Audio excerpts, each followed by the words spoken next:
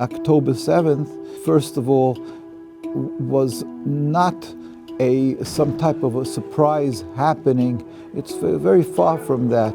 This was culminating from the fact that they occupied 77 years the land of the Palestinians. We are facing this horrible genocide since 1948. It's not since 2023. Eventually, it's going to give, it's going to explode.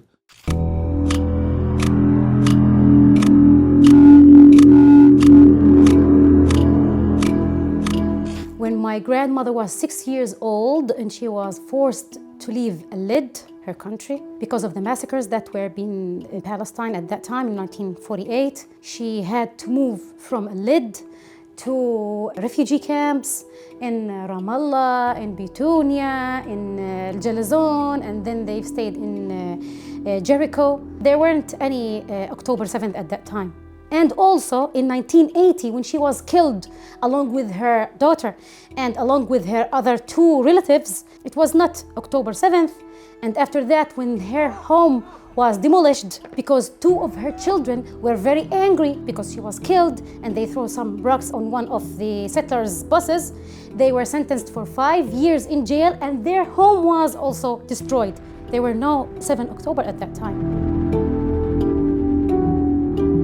My grandparents were killed in the Holocaust. Their constant mentioning the Holocaust, it's like an intimidation. It's a way of using as a guilt ride that the world should be silent when they're doing what they're doing to occupy. 3 years old, I was walking in my village along with my 6-month-old sister and my mother, and then a military vehicle passed by. It was in 1989. So as a child, I've done this slogan as a victory. I raised my 2 little fingers as a victory sign. So what happened after that? The vehicle had stopped, they got back, they took our mother, and they just left. And they left us on the street, a 3-year-old child with her 6-month-old sibling.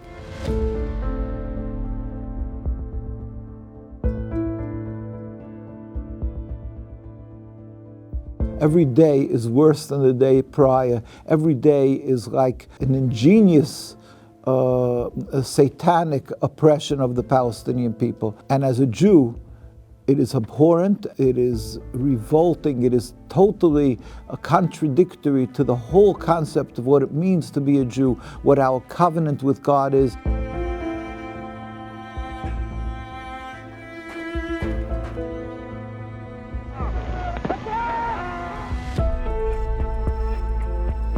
By the end of the first Intifada, and the Israeli military forces had came to the house by the midnight. They just gave us like, let's say, 3 seconds. They just hit the door. And my mother was just wanted to put her hijab, her veil. They didn't give us any time to act, and immediately they had thrown a sound bomb to the door. My youngest sibling, I just can't forget her face when she was biting her nails and she wet herself because she had heard this horrible sound by the midnight. Determined to defend the state, which after so much of struggle and effort and sacrifice and longing. So you can see when they created their state, you see David Ben-Gurion reading the Declaration of Independence in 1948, and they're sitting there with the Star of David because they call it a Jewish state, the state of Israel. They took the name of Jacob, and this is how they're broadcasting to the world that they're creating a Jewish state. It's brazen chutzpah. Chutzpah means hubris, audacity, disrespect, that they're going to tell the world, they're openly declaring we're making a Jewish state, saying that, in other words, they're transforming Judaism clearly out of any subservience to God.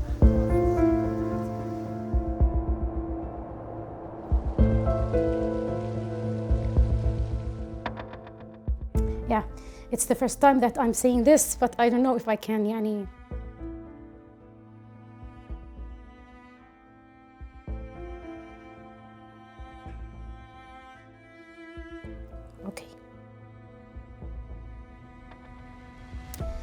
I was passing from Nablus to Ramallah through Hawara checkpoint, and a female military soldier had asked me to go inside like a small 1 meter square place where she needs to do like checkup for me.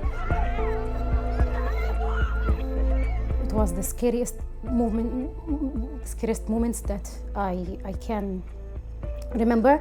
She asked me to remove my clothes one by one, and she said, no, you need to remove your pants because I need to check if you have bumps behind them. I told her, how can I do such a thing?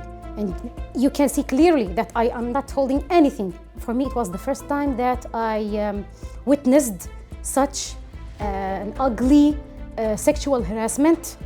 She insisted that I need to take all my clothes off, but I insisted that I won't do it. And I started raising my voice, and I asked her, go and bring your supervisor or anybody. I will not do it. And I was, inside me, there were too many emotions. I was afraid and I was shocked, but at the same time, I had a lot of courage to say no.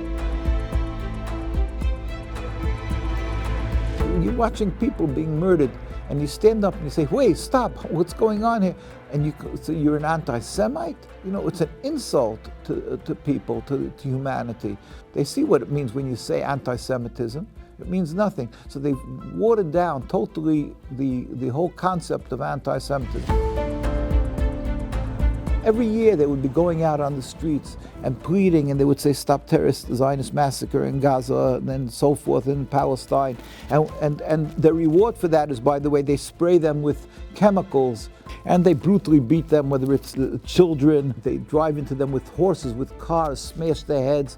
Here you see them choking them, and this is the army.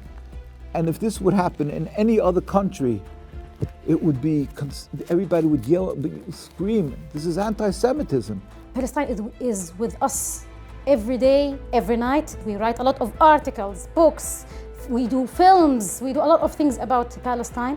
We know it's not enough, but that's the thing that we can do as individuals, as people.